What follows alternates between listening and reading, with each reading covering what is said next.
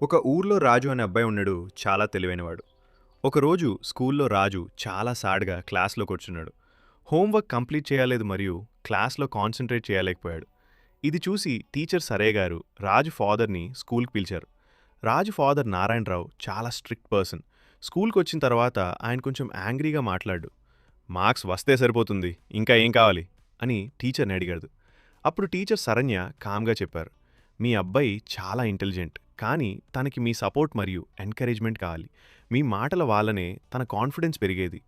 Teacher మాటలు విని నారాయణరావు కొంచెం ఆలోచించాడు. తన స్ట్రిక్ట్ బిహేవియర్ వల్లనే రాజు భయపడుతున్నాడని ఆయనకు అర్థమయ్యి అప్పటినుంచి నారాయణరావు తన కొడుకుతో టైం స్పెండ్ చేయడం స్టార్ట్ చేశాడు.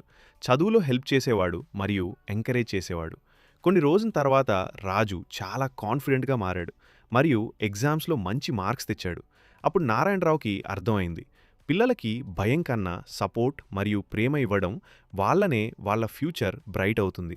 మీకు మీ పిల్లలు ఇష్టం ఉంటే లైక్, సబ్స్క్రైబ్, కామెంట్ చేయండి.